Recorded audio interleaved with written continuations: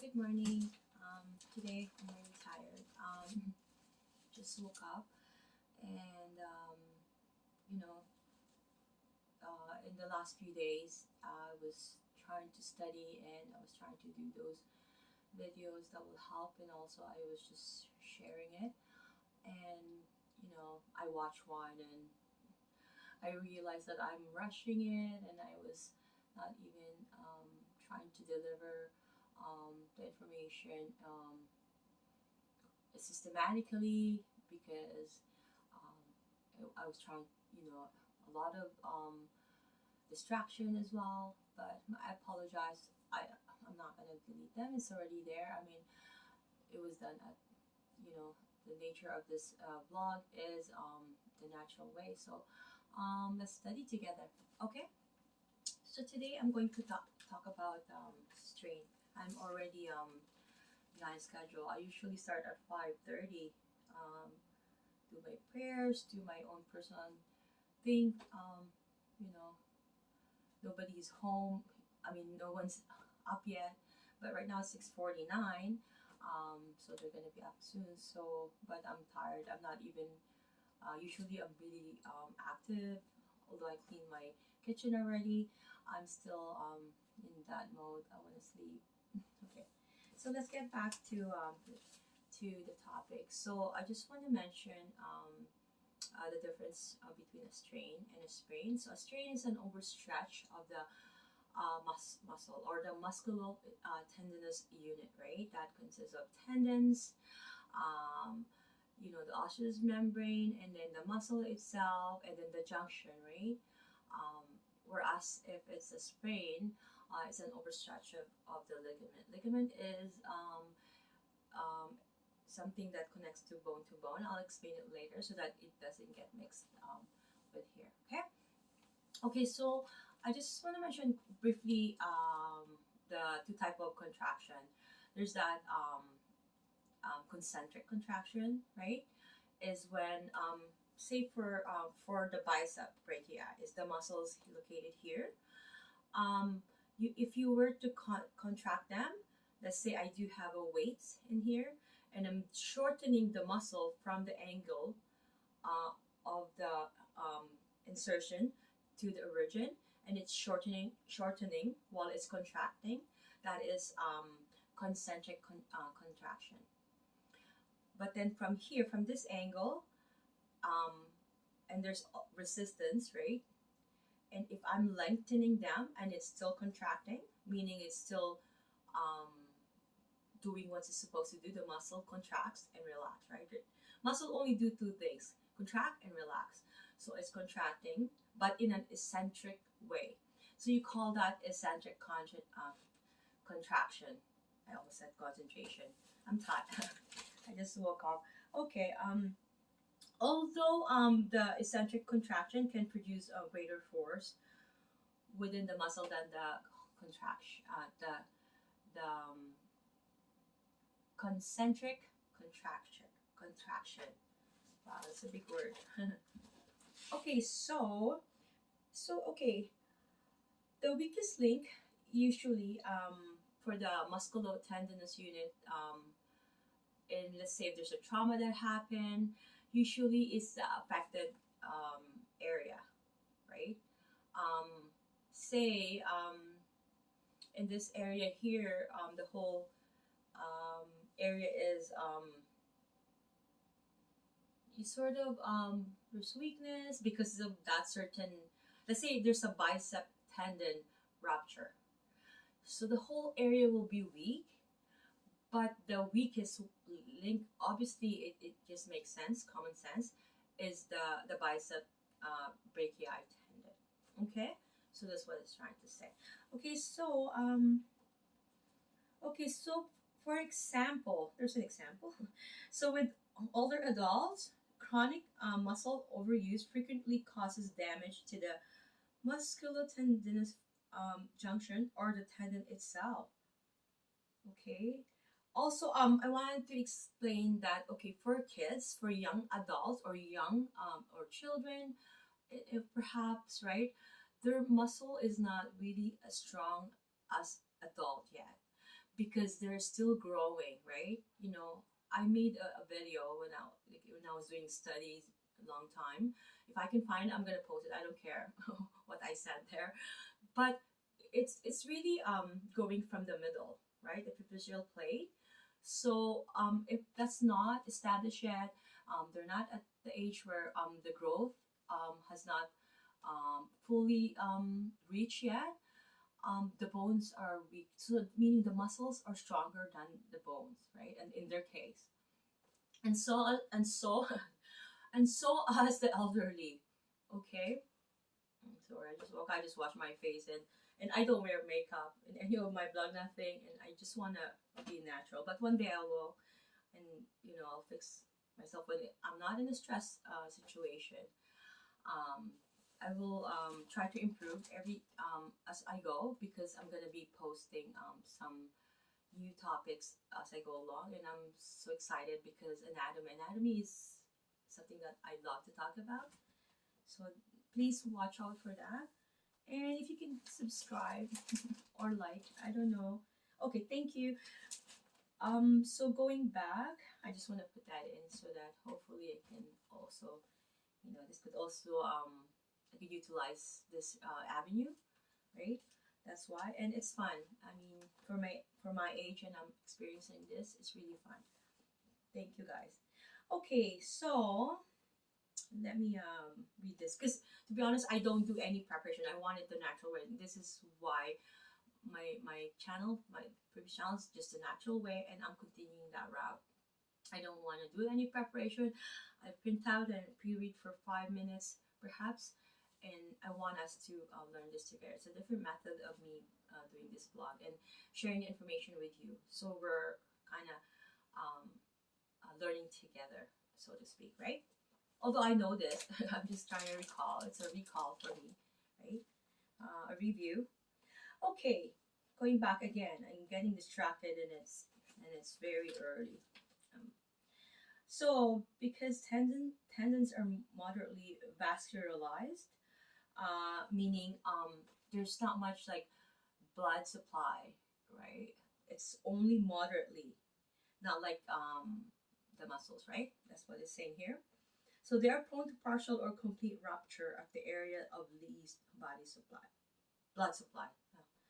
Okay, so they are prone, right?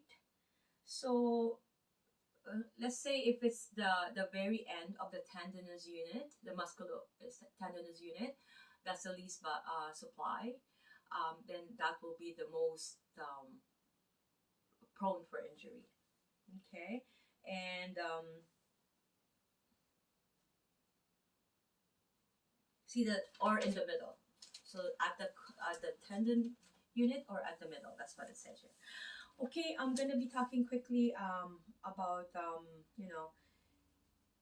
the causes, of course, for a muscle, right? I'm not gonna here.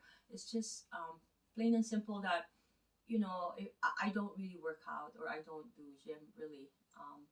But I like to walk. I used to, but for 2 years I haven't done. But it's important that we do need to do all those things, because if we don't do any movement, don't copy me. Don't if we don't do any movements, what's gonna happen is that our body is, or the muscles is going to be weak. It's not doing its a normal course of action, which is to contract and then to relax, right? I wish I could explain the whole, of the agonists and um, the synergists and all that, but I will do another video. But I think a lot of people know that if there's a contraction happening, the opposite side will be relaxed. So that's how it is. So that should happen in the normal course of a person's life, right? Because we are not built or made by God to sit down and be in the computer and do this. I mean, thank God we have this ability to do that, right? I mean, other than as a human being, right? Because animals can, or right. But like we were built, or how do you call it? We were defined. We were built as as like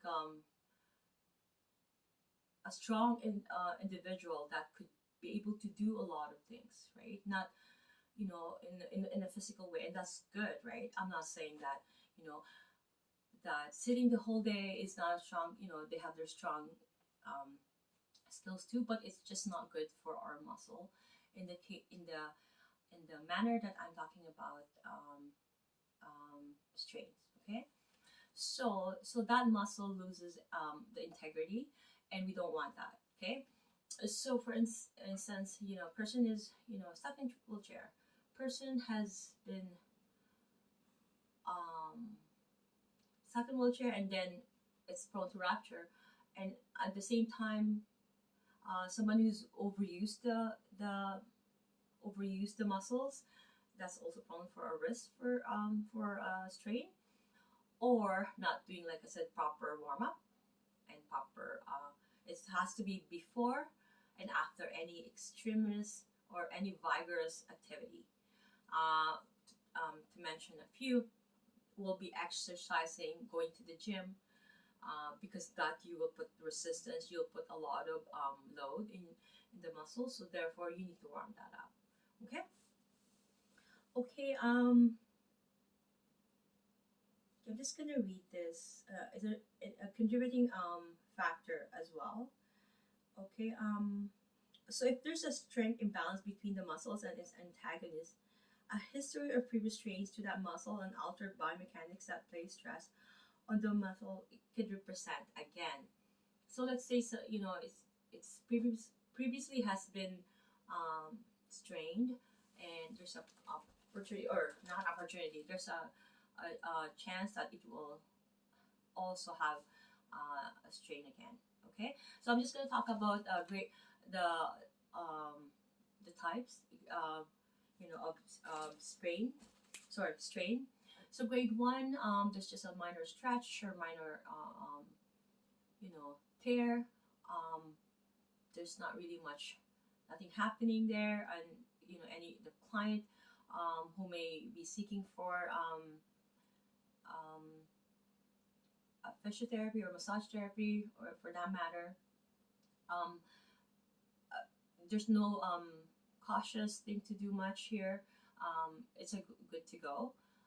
They can retain activity, no problem, right? Just be cautious a little bit. So for grade two, there's going to be some tearing, minor tear.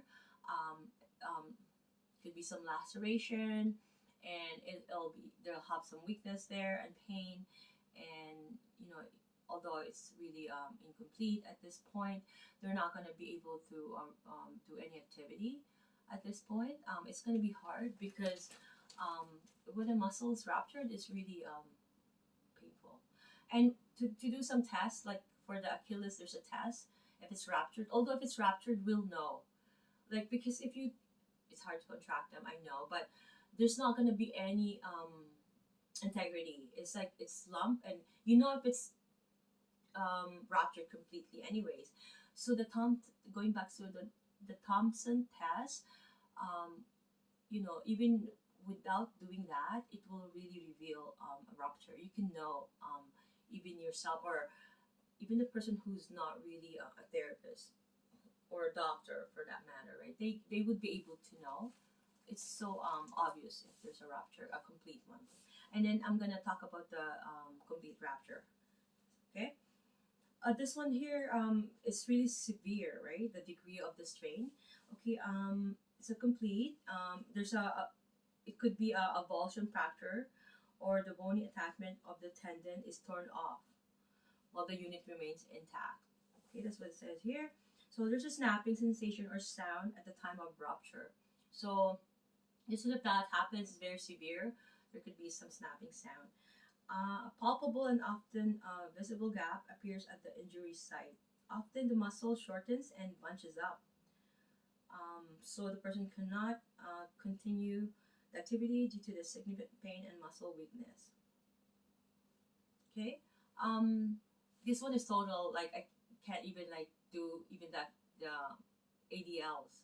Like, because for the moderate, they can't do their work, but they could still stay at home. They could still walk with a crutch perhaps, or do, but with this one totally um, incapacity for a bit until the muscle is healed. Okay, or until after the surgical and it's healed. It's gonna be a long process. Because if there's a rupture, there, it has to be done surgically, right? So saying so, they're gonna be in total. If it's in, let's say, the hip, they're gonna be bedridden for a bit, or in a wheelchair, or in their couch, and again, that's gonna promote an activity and immobilization of the joint and then the muscles. So it's not good. Let me just talk about the contraindication for it. Okay. Okay. So in acute stage,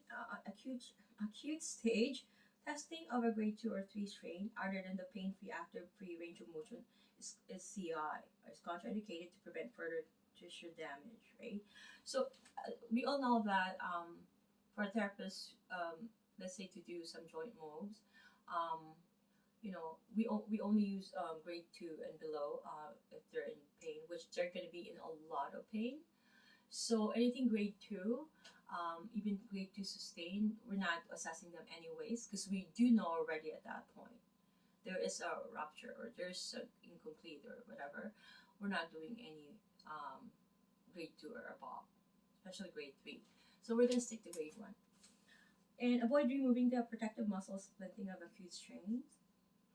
Okay, I've mentioned about it's gonna have that spasm as well, right? And we don't take that out because it's a protective mechanism of the muscle when it gets into spasm. The only way we can do is to decrease it, because it's really painful as well when the muscle gets into spasm, right? Okay, so distal circulation techniques are contraindicated in the acute and early subacute stages to avoid increasing congestion through the injured site. So again, this is always how to call it, a protocol. So if there's inflammation, we're not doing any distal work, especially Afrolodge for massage therapists, or anything how do you call it, muscle setting. Muscle setting is okay, unless it's not a full one, okay? Because there's no point of muscle setting because if it's ruptured, right? So I just want to stress that out, okay? But in all cases, right, if there's rupture, there's a trauma, we're not doing any distal work, as it will really congest, right? We wanted to do the work proximal usually, okay? So with grade 3 strains that are casted, hydrotherapy application should not be applied to the tissue immediately proximal to the cast to prevent congestion under the cast. So it's the same concept, right? If there's, except that there's a cast, right? We're not doing any any distal work, and then adding to that, we're not doing any immediately proximal, right? Because those areas are still painful. Frictions are contraindicated if the client is taking anti-inflammatories or blood thinners. So again, this is another protocol for anybody who has inflammation, or so friction is a no to go for massage therapy or physiotherapies, right? Because especially if they're gonna be taking medication for it, right? So we have to just avoid that area especially. Okay. There's a possibility of a complication such as hematoma formation. So that's something that we look out for. So we don't touch that area. Okay, we work around it, but not the area. And again, we're still not doing distal, even with the hematoma. Okay, so a few tests. I have mentioned the Thompson test, drop arm test for the supraspinatus spinatus strain, And Ugarson's test is positive when there's a rupture of the transverse humeral ligament, which result in the subluxation of the long head of the tricep of the bicep tendon. Sorry. So if there's rupture in the long head of the bicep, we do the Ugarson's test. Okay. Okay. Length test will reveal shortness due to scar tissue, and that's normal when there's a trauma.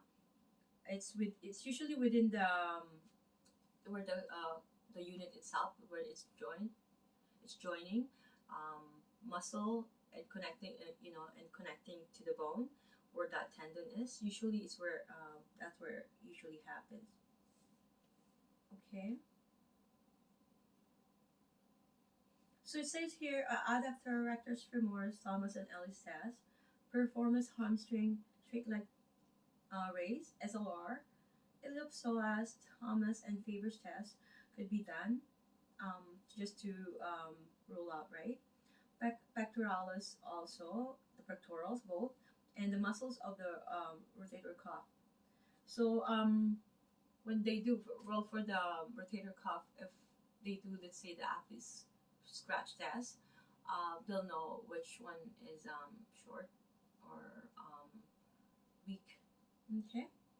Okay, so overall, we're just gonna treat them with rice, and when there's these clients come to us for let's say for therapy, we have to make sure that we ask, how did the strain happen? We have to know everything aside from the usual assessment that we usually do.